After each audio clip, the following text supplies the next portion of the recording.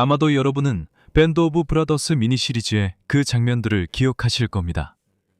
미군 부대가 도시로 진입하는 장면들인데 주로 네덜란드에서 특히 마켓가든 작전을 다루는 에피소드에서 그런 장면들이 나오죠. 그들이 도시로 들어가면 시민들이 아주 열렬하게 환영하는 모습을 볼 수 있습니다. 그렇죠? 많은 깃발이 휘날리고 많은 여성들이 나와서 군인들에게 키스를 하기도 하죠. 그렇지 않습니까? 아마 여러분도 이런 장면을 미니 시리즈에서 본 적이 있을 겁니다. 여러분은 브라질 원정군에게도 이런 비슷한 장면이 있었을 거라고 상상하시나요? 저는 FEB에 유명한 사진이 있다는 걸 압니다. 마사로사에서 FEB와 함께 축하하는 사람들을 담은 사진으로 FEB 첫 전투날이었습니다. 하지만 그 사진을 보면 그 축하는 조금 더 절제되어 보입니다. 왜냐하면 그 시기 1944년 9월에는 독일군을 이탈리아에서 완전히 몰아낼 거라는 기대가 전혀 없었으니까요. 그런데 전쟁이 끝나갈 무렵에는 어땠나요? 1945년 4월. 그때는 밴드 오브 브라더스에서 볼 수 있는 그런 분위기 속에서 FEB가 참여한 어떤 대중적인 축하 행사가 있었을까요? 무슨 일이 있었는지 말씀드리겠습니다. 그리고 제가 여기서 발견한 건데요. 바로 마스카레냐스 지 모라이스 원수의 회고록에서 아주 흥미롭고 재미있는 부분이 있어서 제가 정말 좋아하게 되었고 오늘 여러분과 함께 나누고 싶습니다. 알겠죠?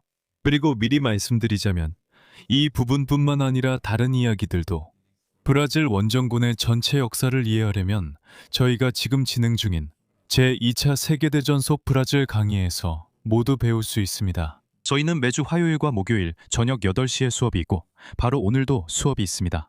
알겠죠? 그래서 등록을 원하시면 화면에 있는 QR코드를 스캔하시거나 설명란에 링크를 클릭하시면 됩니다.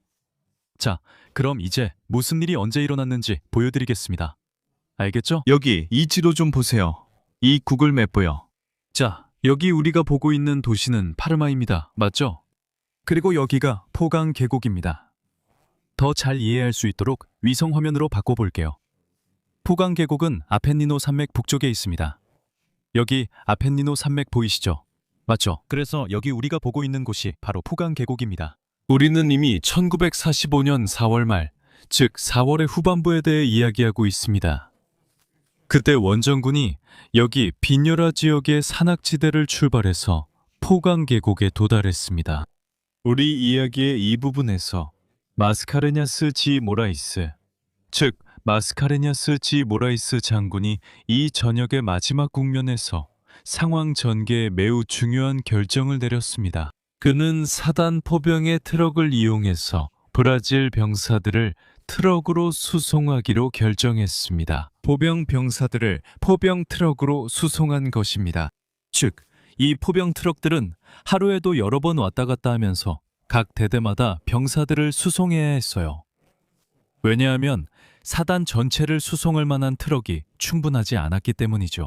그래서 마스카리냐스는 FEB를 잠시 동안 기계화 보병 사단으로 바꿨습니다. 네?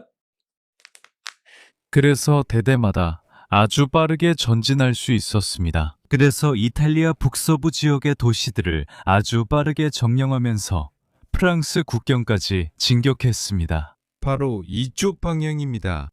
우리가 지금 이야기하고 있는 그날, 마스카리냐스는 파르마시에서 점심을 먹었습니다. 지형을 봤으니 이제 이 지도로 돌아가겠습니다.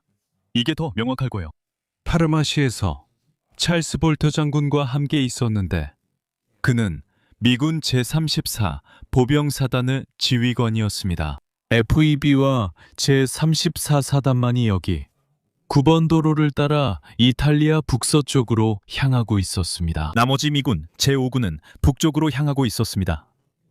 여기서 브레너 고개를 봉쇄하기 위해서였죠. 그래서 이 두 부대만이 여기 북서쪽으로 향하고 있었습니다. 그래서 마스카리냐스가 찰스 볼트와 이야기를 나누러 갔어요.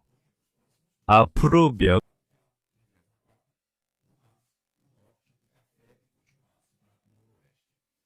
마스카리냐스는 여기 몬테키오 에밀리아라는 도시에 자신의 전진 사령부를 설치했습니다. 그래서 점심 식사 후 찰스 볼트와 마스카리냐스가 대화를 나눈 뒤에 마스카리냐스는 몬테키오 에밀리아로 돌아가기 시작합니다. 여기 이 도로에서요. 그 당시 그는 무전을 맡은 자신의 부관과 함께 지프를 타고 매우 빠르게 이동하고 있었습니다. 그러니까 마스카리냐스는 자신의 지프에 있는 무전기로 항상 모든 움직임에 주의를 기울이면서 통신이 가능하도록 대기하고 있었던 거죠. 맞죠? 그래서 길 중간쯤 여기 도로에서 아마도 여기 몬티첼리에서 그런 식으로 무언가가 있었던 거죠. 마스카리냐스는 피탈루가 대위가 이끄는 정찰대가 그곳에서 작전 중이라는 정보를 받게 됩니다. 그레이하운드 장갑차. 그렇죠. 6 그레이하운드 장갑차가 여기 이 도시 콜레키오라는 곳에 도착했다는 거죠.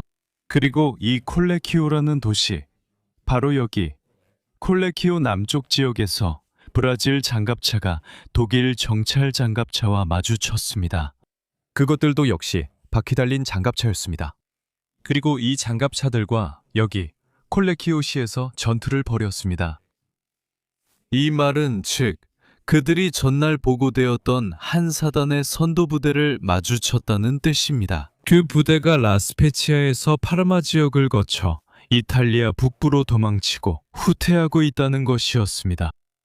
그리고 여기 콜레키오 남쪽에서 정찰대가 그 병력을 발견했습니다. 그게 바로 148 사단이었어요. 정보부에서 이 타로강 계곡 지역에 있을 거라고 보고했던 바로 그 148 사단이었죠.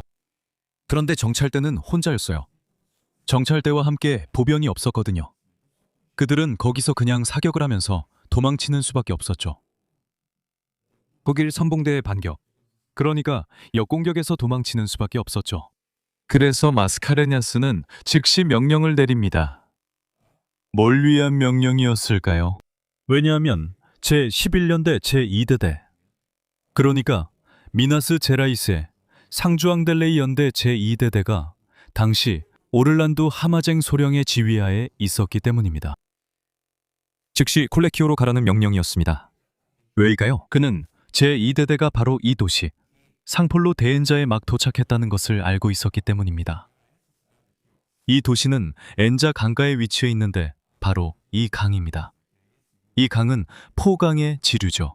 그래서 제11년대의 제2대대가 여기에 도착했을 때 또 다른 대대, 즉 제6연대의 대대가 이미 여기 네비안도 디로시에까지 진격해 있었습니다. 이곳은 이미 포르노보 디타로와 가까운 곳이죠. 하지만 또 다른 대대가 콜레키오를 점령해야 했습니다. 그래서 마스카레냐스 장군이 무전기로 하마젬에게 즉시 이동하라고 명령합니다. 하지만 장군은 이미 눈치챘죠. 이 부대가 포로가 될 수도 있다는 낌새를 이미 맡고 있었던 거죠. 그래서 그는 어떻게 했을까요? 그는 여기 몬테키오와 에밀리아로 가는 길 중간에서 마스카레냐스 장군이 자신의 지프를 타고 길을 바꿔 바로 상폴로 디엔자로 향하기로 결정합니다. 자신의 명령이 제대로 이행되고 있는지 확인하기 위해서죠. 그리고 바로 여기서 우리의 에피소드가 진짜로 시작됩니다, 친구. 왜 그런지 알아요? 친구 마스카레냐스가 상폴로 덴자에 도착해요. 바로 이 도시입니다. 그는 자기 책에서 이렇게 말합니다. 또 말씀드릴 점은 마스카레냐스가 매우 절제된 사람이라는 것입니다. 그는 글을 쓸 때 매우 격식 차린 사람이에요. 그런데 여기서 그가 이렇게 말했다는 건 정말 상황이 말도 안 됐다는 거죠. 그가 발견한 것은 정말 말도 안 되는 일이었어요. 그는 자신이 카니발 한가운데에 도착했다고 말합니다. 그러니까 상폴로 덴자의 주민들이 하마젬 대대를 축제 분위기로 엄청난 에너지로 맞이하면서 군인들을 껴안고 환영했다는 거예요. 알겠죠? 그리고 당연히 군인들은 상폴로 덴자의 이탈리아 여성들에게 포음을 받으면서 정말 행복해했겠죠. 그렇지 않겠어요? 그래서 마스카레냐이스가 도착했을 때 아무 장교도 보이지 않고 오직 군인들이 현지 주민들과 어울리고 있는 모습만 봤어요. 그리고 그 자신이 그 장면을 상상해 보세요. 그 자신이 지프차 위에서 소리를 지르며 군인들에게 대형으로 복귀하라고 명령했죠. 그렇지 않겠어요? 그가 거기서 벌어지고 있던 카니발을 끝내버렸고 그러다가 결국 그 카니발 한가운데서 하마쟁 소령을 발견했어요. 그리고 마조르 하마쟁에게 말했어요. 소령, 즉시 당신의 대대를 콜레키오로 이동시키시오. 즉시요. 그러자 하마쟁이 뭐라고 했냐면요. 장군님, 그런데 제가 지금 교통수단이 없어서 제 대대를 즉시 이동시킬 교통수단이 없습니다. 그러자 마스카레냐스가 그에게 말합니다. 소령, 실비아 한 대와 기관총 소대만이라도 바로 이동시켜. 기관총 부대는 여기서 이동해야 해. 그리고 여기 병사들과 사람들에게만 식사 제공할 거야. 라고 말합니다. 음악 그리고 라마쟁은 못마땅해하며 병사들에게만 식사를 주고 그들을 길에 올려보내겠다고 말합니다. 그리고 마스카레냐스는 만족하지 못하고 이 사람은 여기 트럭 행렬을 따라갑니다. 바로 이 도로를 통해서요. 당신이 보고 있는 이 길로요. 바로 이어집니다. 그는 자신의 지프를 타고 트럭 행렬을 따라 콜레키오까지 갑니다. 콜레키오에서 마스카레냐스는 도시의 교회, 즉 지휘소가 설치된 곳에서 라마쟁 대대의 이 중대가 어떻게 이 도로를 차단했는지 지켜봅니다. 이미 도로를 차단하고 독일군 삼봉대와 교전을 벌이고 있었습니다. 마스카레냐스는 밤 10시 에아 콜레키오를 떠나 몬테키오 에밀리아로 돌아가게 되는데 이는 FEB 작전 책임자였던 움베르토 카스텔로 브랑쿠 중령의 권고에 따른 것이었습니다. 그래서 다음 날 하마쟁은 이미 콜레키오시를 완전히 장악하고 있었습니다. 그리고 콜레키오에서 거의 600명의 포로를 잡은 것 외에도 하마젬은 많은 탄약과 연료 저장고를 발견했습니다. 식량 등 콜레키오에 있는 온갖 종류의 보급품도 발견했는데 바로 148부대가 노리고 있던 것들이었습니다. 포로로 잡으려는 것이 아니라 사용하려던 것이었죠. 왜냐하면 이 저장고들은 독일군이 후방에서 비밀리에 유지하던 것으로 만약 후퇴할 경우 그들의 사단에 물자 지원을 하기 위한 것이었습니다. 그리고 바로 그 이유 때문에 148부대는 이 순간 포르노보 디타로에서 콜레키오에 도달해 그 물자를 확보하려 했던 것입니다. 재정비하고 보급을 받고 탄약을 다시 채워서 파르마에 도달하고 파르마의 도로를 돌파해 브레너 고개까지 도달하려는 것이었습니다. 그러니까 FEB가 말이야 148부대를 완벽한 타이밍, 딱 맞는 순간, 마지막 순간에 그들이 보급받기 전에 막아낸 거야. 이해했어? 알겠어? 이게 바로 앞으로 며칠 동안 148부대를 극도로 위험한 위치에 놓이게 하는 거야. 그런데 내가 너희에게 읽어줄게. 마스카레냐스가 그 반성을 한 다음에 뭐라고 말하는지 알아? 야, 우리가 마지막 순간, 마지막 찰나에 그들을 막아냈어. 내가 한 일을 하지 않았더라면 내가 직접 거기에 가서 라마쟁에게 즉시 자기 부대를 콜레키오로 이동하라고 강하게 요구하지 않았더라면 어땠을지 상상해봐. 마스카레냐스가 뭐라고 썼는지 봐. 내가 너희한테 읽어줄게. 그래야 너희도 그곳 상황을 제대로 알 수 있을 거야. 상파울루에서 라마쟁 수령이 내놓은 궁색한 변명, 즉 허술한 핑계는 신중한 논평이 필요하다. 덴자. 내가 거듭 내린 명령, 즉 내 명령의 이행을 지연시키기 위해서였다. 그 사람이 내가 내린 명령을 늦추려고 허술한 핑계를 댄 거야. 내가 그 유감스러운 지연을 받아들였다면 콜레치오에서의 승리가 아마도 진짜 패배로 바뀌었을지도 몰라. 왜냐하면 그랬다면 독일군이 탄약을 다시 보충할 수 있었을 테니까. 그리고 푸르노보에서 적군 사단을 포위하고 항복시키는 일이 브라질군의 무기에 큰 영광을 안겨준 그 찬란한 조건에서 일어나지 않았을 거야. 그리고 실제로 그랬지. 이제 이 문단을 봐. 이 문단이 너에게 그 모습을 보여줄 거야.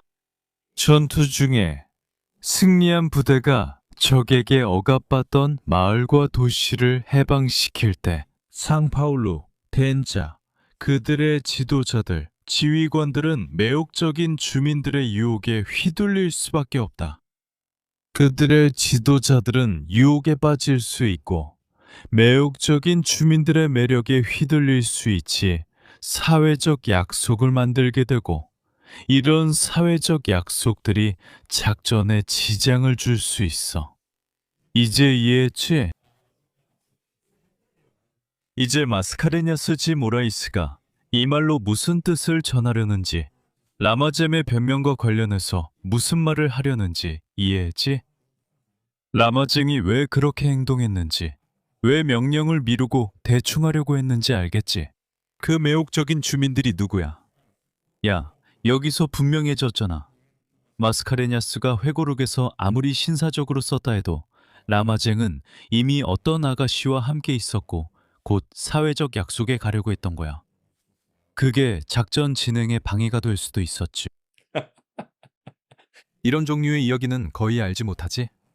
원정군에 대해 이런 얘기를 듣는 건 드물잖아.